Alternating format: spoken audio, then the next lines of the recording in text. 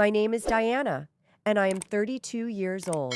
And tonight at our family's multi-million-dollar global aerospace tech network launch gala, my parents, Vance and Beatrice, publicly presented me with a heavy polished obsidian sat-link comm case that was supposed to contain my life's orbital quantum encryption patent registry, but instead contained a corporate eviction order to erase me completely from the heritage registry.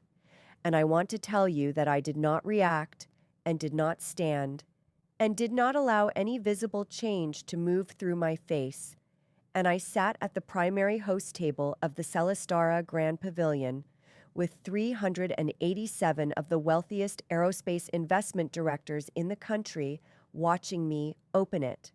And I held the obsidian case in both hands and I felt the weight of it, which was the specific weight of something that has been prepared with care and with the kind of intention that requires months of quiet planning, and I set it on the white carbon fiber table surface in front of me, and I looked at the gold mechanical latches which were catching the satellite laser installation lights that rotated slowly above the room, and I thought about the 11 years I had spent building the orbital quantum encryption patent registry that was supposed to be inside it.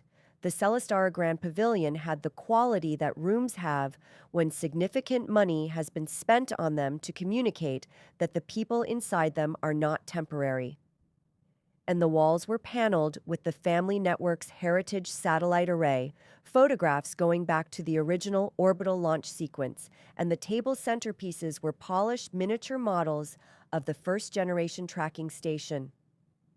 Antenna clusters and the aerospace investors around me were the kind of people whose crystal glasses produce a sound when they connect that travels across the entire room without effort, and that sound had been continuous since the pre-ceremony orbital demonstration reception.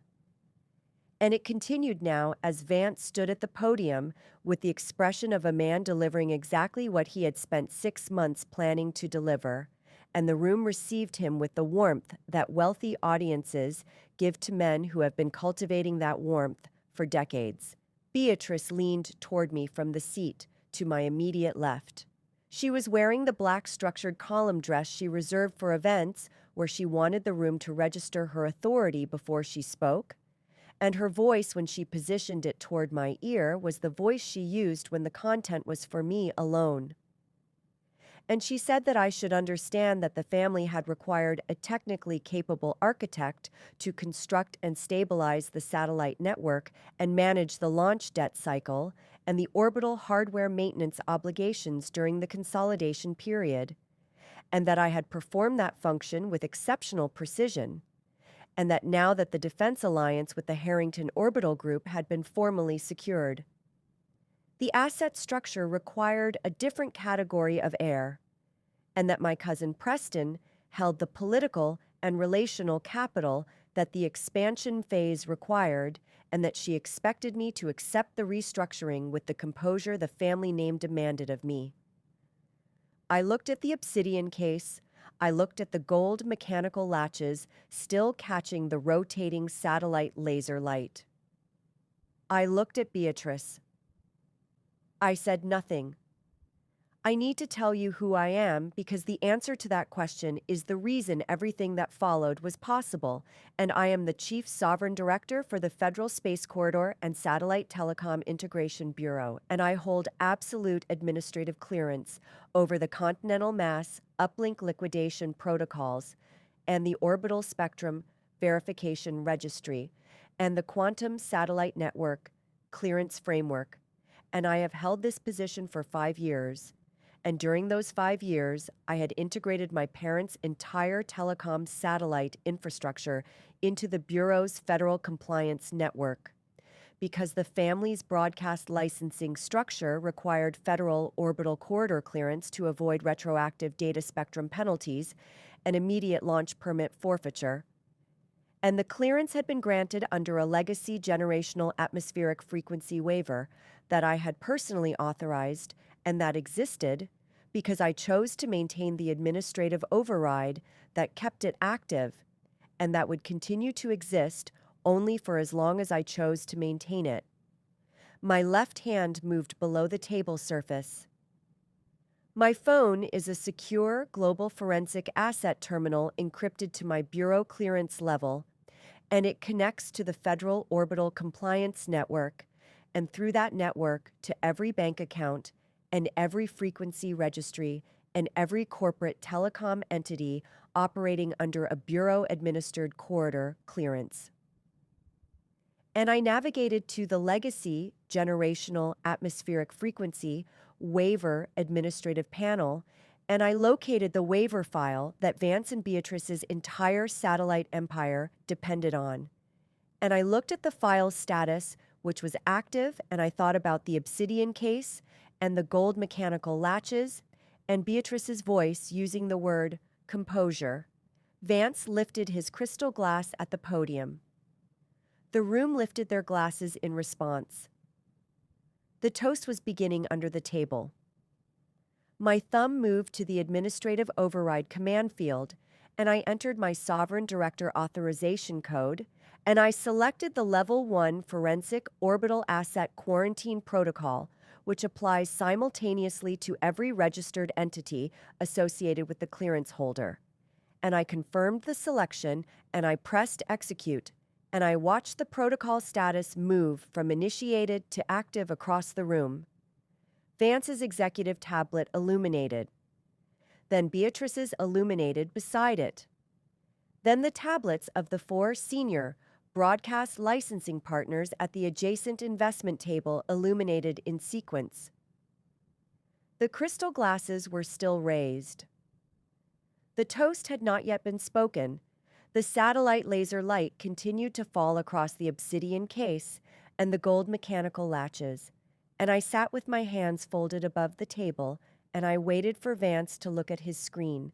The master of ceremonies raised his microphone at 9:12 p.m., and the Celestara Grand Pavilion had the quality it had been building toward all evening, which was the quality of 387 people preparing to witness a confirmation of permanence, and Vance was still standing at the podium with his crystal glass elevated, and the satellite laser installation lights were still rotating slowly above the room, and their light was still catching the gold mechanical latches of the obsidian case on the table in front of me, and I was watching his executive phone on the podium surface, and I watched the moment the screen changed.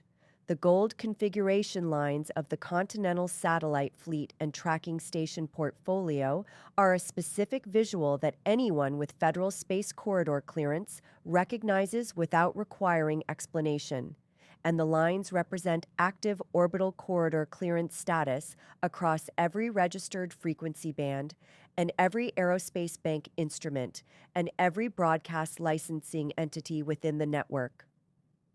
And when they are gold, the status is active and compliant.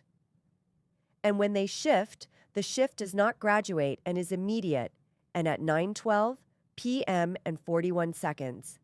The gold lines on Vance's executive phone shifted simultaneously to flashing amber, and within 3 seconds to solid crimson level 1 forensic orbital asset quarantine configuration, and the shift covered every single line on the screen without exception. Vance set his champagne glass down. The setting produced a sound that the nearest investor tables heard before they saw the screen, and they looked first at the sound and then at the screen. And then the quality of the room began its transformation, in the way that rooms transform when something is happening at their center, that the periphery cannot yet name. Beatrice looked at her own executive phone.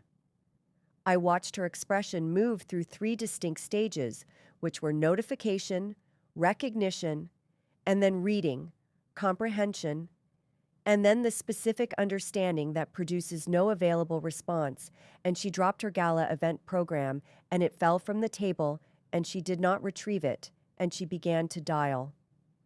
She called Mom called the clinic, and I want to tell you precisely what happened to every call that Beatrice placed from that table, which was that every call was automatically routed into my Bureau's secure federal intercept layer the moment the Level 1 quarantine activated, and the intercept layer does not connect calls, and does not produce a ringtone, and produces instead an automated compliance recording prompt stating that the number dialed is associated with an active federal space corridor investigation, and that the contact attempt has been logged, and that further information is available through the Bureau's formal case communication portal. And then the line closes.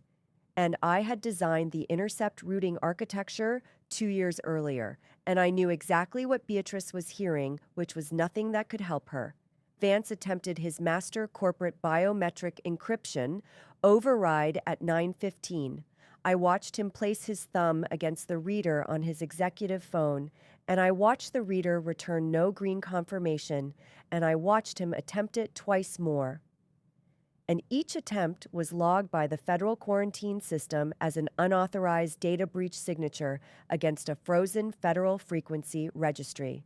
And each logged signature added a verification layer to the quarantine perimeter that required my sovereign director authorization to remove "I am the sovereign director." I was sitting beside the obsidian case with my hands folded on the table. The aerospace investors at the nearest tables had stopped their conversations.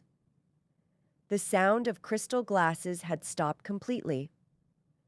The room had the quality of 387 people processing the same information at different speeds, and the information was that the satellite network legacy family at the host table was not celebrating, and the orbital asset quarantine warnings on their screens were not resolving.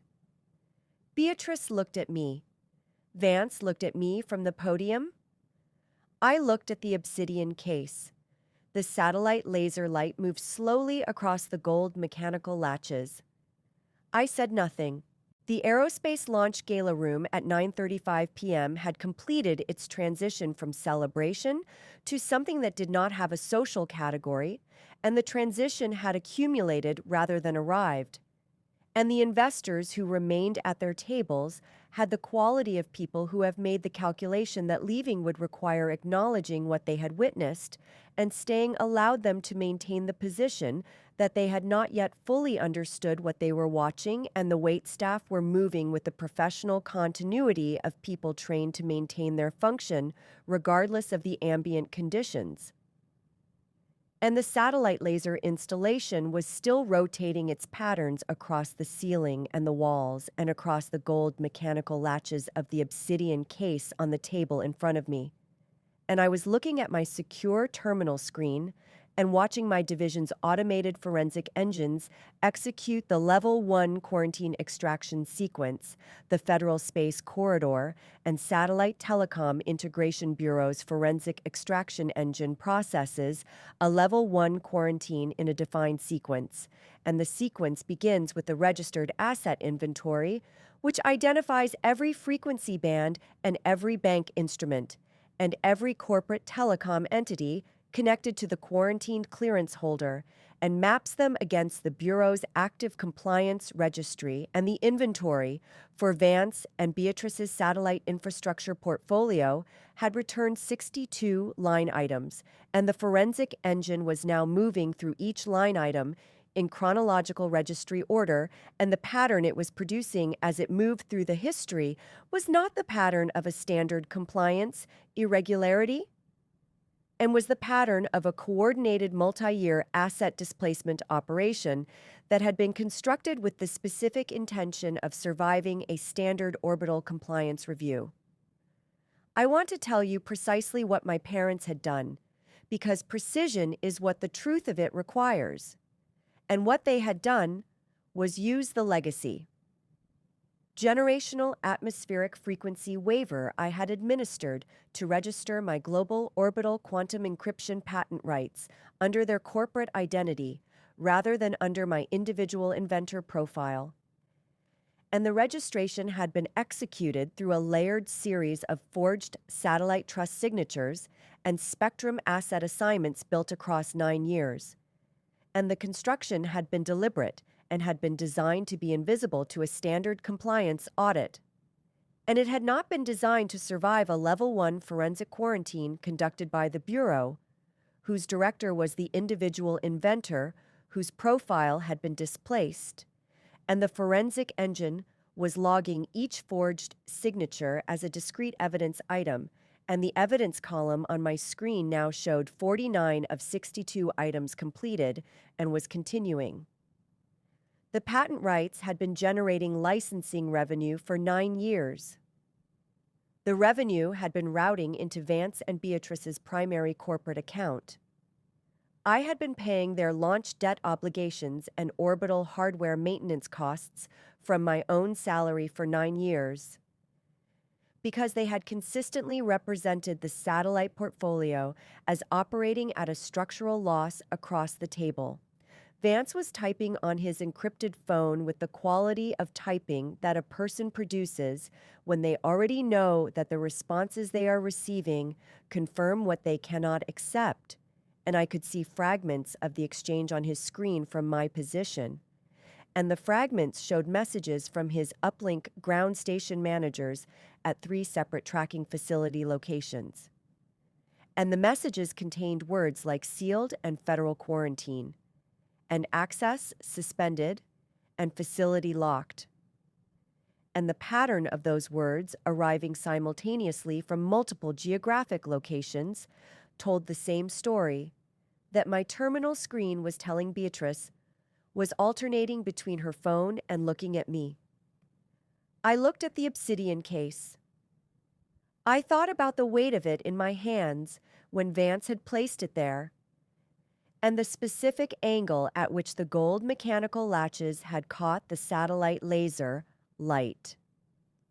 And I thought about what my parents had believed they were placing in my hands, which was the instrument of my removal from an asset portfolio that had been constructed on my patent rights and sustained by my administrative clearance and funded by my salary across 9 years. And I thought about the word placeholder that Beatrice had used in my ear, and I thought about what a placeholder is, which is a position that holds the space for something that is coming.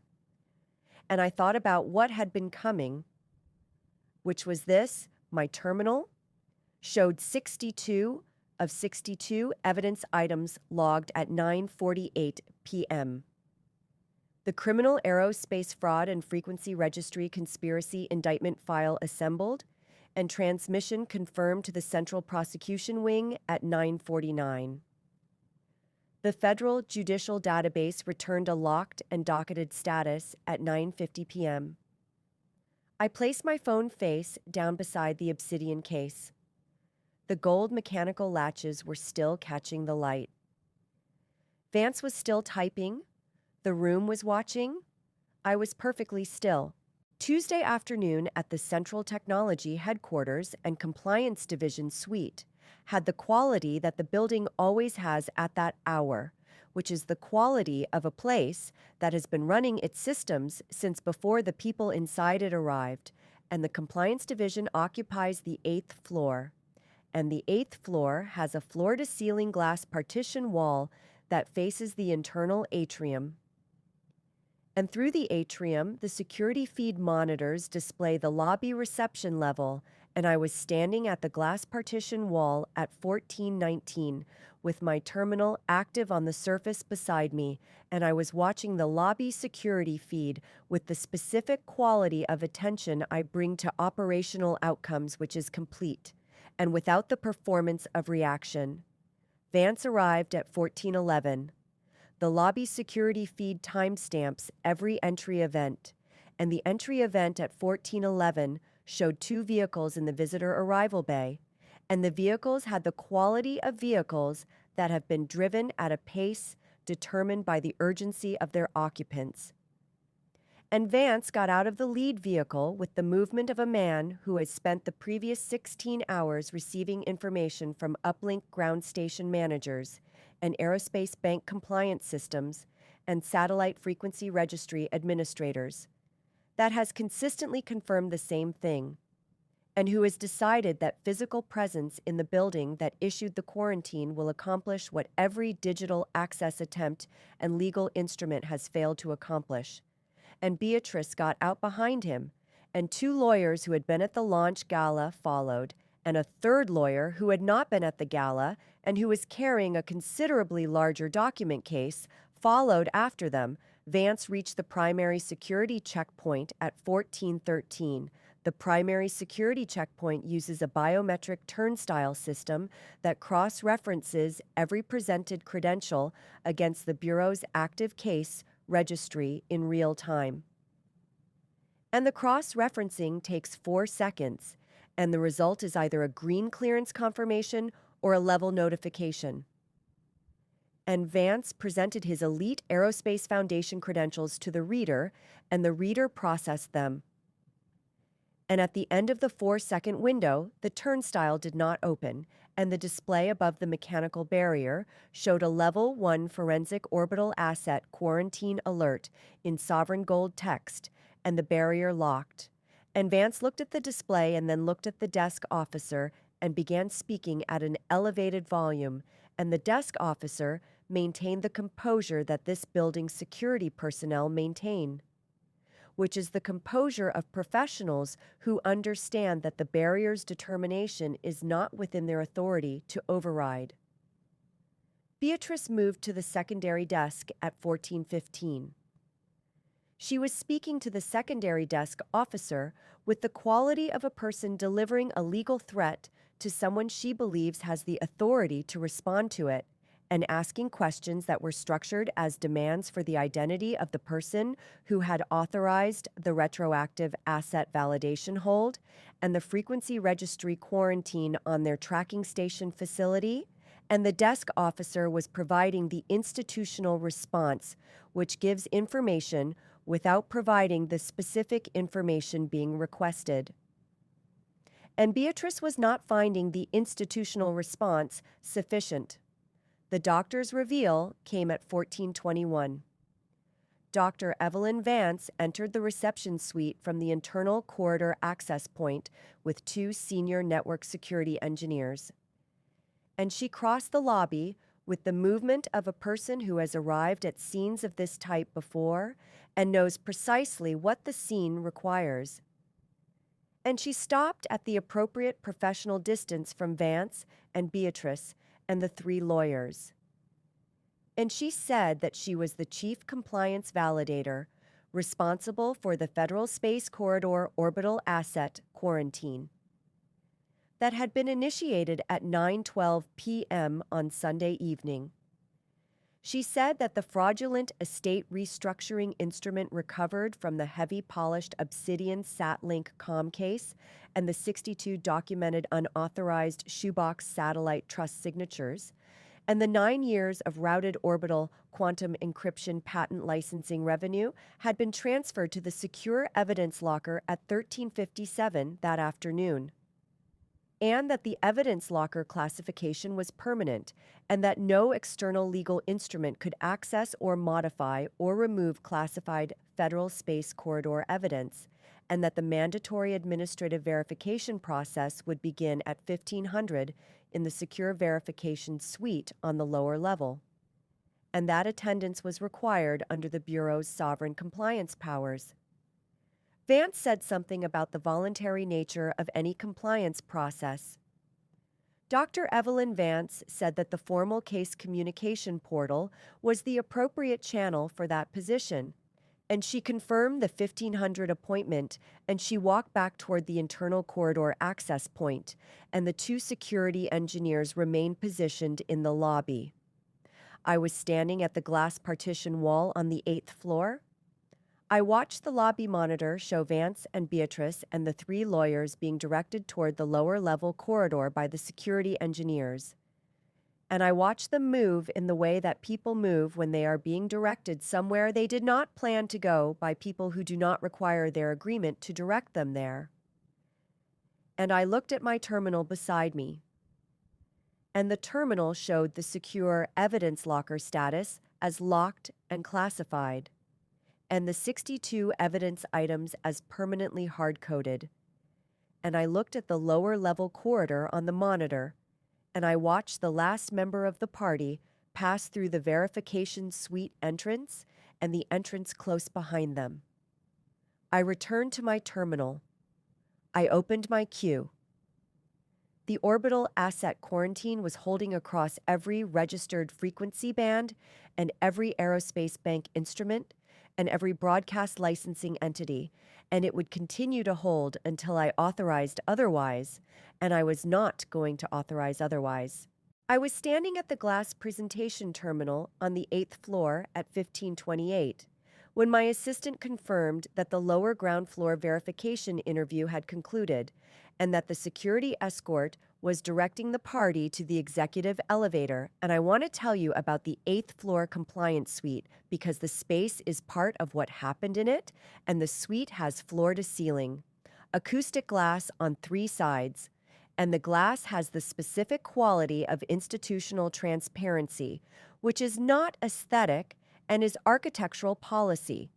And the digital projection terminals cover the entire width of the north wall and display the live audit log feeds of every active federal space corridor case in the Bureau's current operational cycle, and the feeds scroll without pause, and the data they carry is precise and requires no interpretation. And I had been standing at the terminal facing the entrance for 6 minutes when the elevator opened. Vance came through the entrance. First, he had the quality of a man who has spent 18 hours losing ground on every front he attempted to hold, and who has arrived at a physical location, because physical locations are the last available option when every digital and legal access point has returned the same result. And Beatrice came through behind him, and she was reading the room before she was reading me, which is what people do when they enter a space they were not prepared for. And the 3 lawyers followed, and the last lawyer closed the door. Then they saw the compliance ledger on the wall. I want to describe this moment with the precision it deserves. And what happened was that the forward movement in the room stopped entirely, and the stopping was produced by the north wall terminal display, which was showing the live audit log of the Federal Space Corridor case opened at 9:12 p.m. on Sunday evening.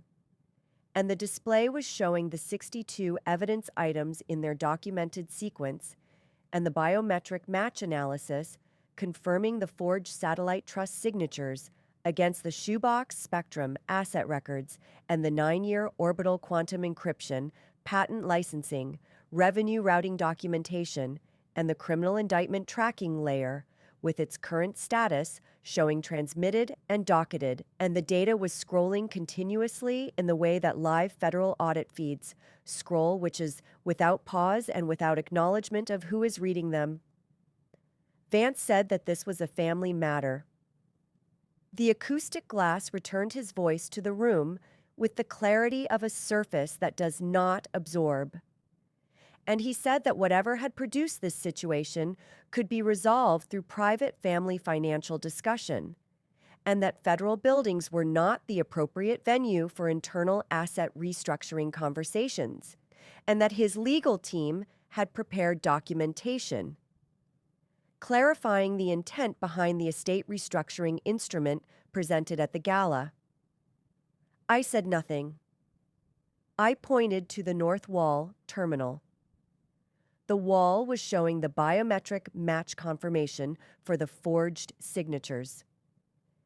And the confidence rating was the highest the Bureau's forensic analysis system assigns, and beside it the individual inventor profile registration history for the global orbital quantum encryption patent rights showed 9 years of unauthorized corporate identity assignment to Vance and Beatrice's registered entity.